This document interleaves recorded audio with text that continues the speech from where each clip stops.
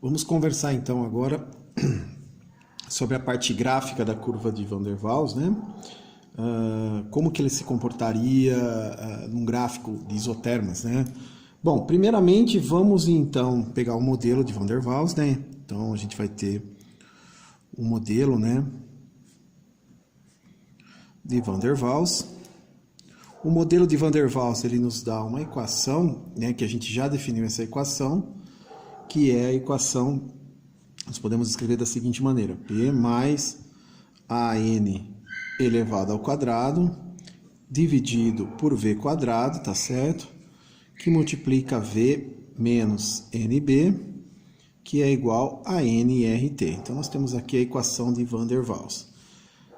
Numa isoterma, pessoal, o que é uma isoterma? Uma isoterma é, pelo próprio nome já diz, né?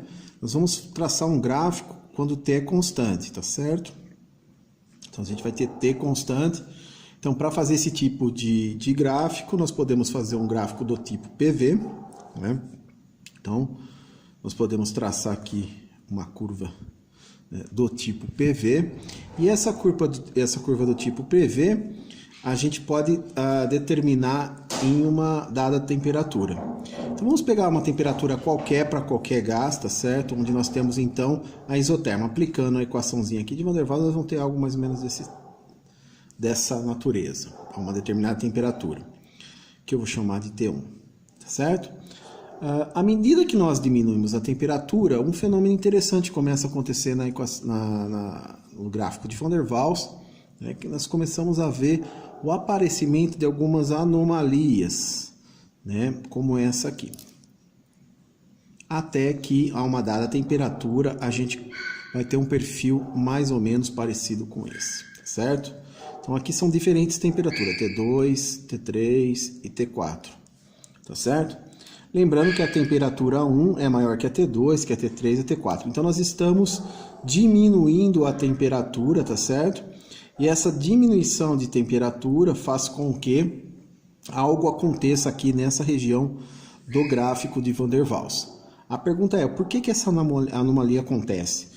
E um fato interessante, quando esse tipo de situação acontece, a gente pode analisar ela mais detalhadamente. Por exemplo, se a gente desse um zoom nessa região aqui, nós veríamos que nós teríamos algo desse tipo, né? Mas o que significa isso? Significa que à medida que eu estou comprimindo esse gás, né, nessa isoterma, no caso nós estamos tratando da compressão de um gás, à medida então que vai aumentando a pressão do gás, você vai comprimindo o gás, a gente espera que o volume diminua, certo? E isso que ocorre aqui nessa isoterma, essa já começa a aparecer essa anomalia, e aqui nós temos algo ao contrário. À medida então que nós vamos comprimindo, né, nessa região, por exemplo, nós temos um fato curioso. Olha aqui, ó. Vamos dar o zoom aqui, né? Então, por exemplo, o seu volume aqui, olha, você está aumentando a pressão. O que está acontecendo com o volume? Está diminuindo, tá certo? E de repente, quando você diminui o volume, tá? Você diminui a pressão. Então, o que acontece nesse caso aqui é o que eu chamo de artefato matemático, tá certo?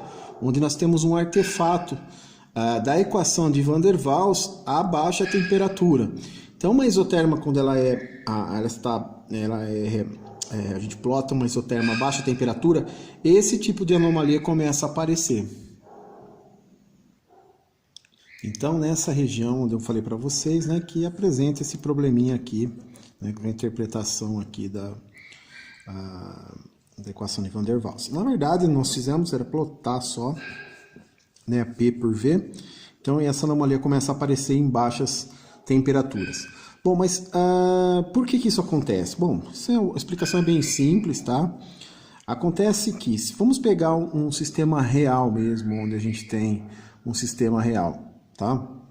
Acontece que no sistema real, quando você tem aqui numa isoterma, e você tem a presença de um gás num processo de compressão, então você está comprimindo o gás, o que acontece? À medida que a pressão vai aumentando, o volume vai diminuindo. Então, nós teríamos algo muito semelhante aqui ao que acontece, né, com a curva de Van der Waals. No entanto, nesse ponto aqui vai acontecer um processo que é o processo de liquefação do gás, né? Então, você vai ter aqui uma região onde a pressão, né, você vai ter uma mistura de gás e líquido, e essa mistura de gás e líquido faz com que você tenha a mudança de fase, da fase líquida, da fase gasosa para a fase líquida. Então, nesta região, costumeiramente, os gráficos não apresentam, aqui no caso, né, eles não apresentam esta característica que apresenta no gráfico de Van der Waals, ou seja, você vai tendo aqui a diminuição de volume, porque você está tendo uma compressão do líquido, e a pressão não se altera, praticamente não se altera, né? Então, pelo fato da pressão não se alterar, então nós teríamos um resultado que seria mais ou menos parecido com essa reta aqui que eu coloquei para você entre esses dois pontos, tá bom? Bom, e o que acontece depois é uma transformação de fases, né? E aí a gente tem a curva, né, voltando mais ou menos nesse sentido. Se vocês olharem aqui, isso obedece, né, por exemplo, uma transformação do estado gasoso para o estado líquido, né? Onde nós temos então aqui as representações do gráfico PV, né, nessa isotérmica. Isso aqui por exemplo, pode ocorrer na temperatura 4 aqui, que eu coloquei aqui para vocês. Então, na verdade, o que nós teríamos é essa situação, ao invés de ter essa situação aqui. Então, uma das explicações, ou a explicação mais, né, correta neste caso aqui, para a gente dizer por que ocorre essa anomalia no gráfico de Van der Waals, é porque a equação de Van der Waals ela não prevê mudança de fases, ou seja, é muito difícil nós localizarmos, né, modelarmos uma mudança de fases utilizando esses parâmetros que o Van der Waals colocou na equação dele. No entanto, a gente consegue manipular parte dessa equação para prever o fenômeno de transformação de fase. Então eu vou fazer um outro vídeo para vocês mostrando diretamente como a gente consegue manipular essa equação e para tentar prever essa mudança de fase que não está prevista então na equação de Van der Waals.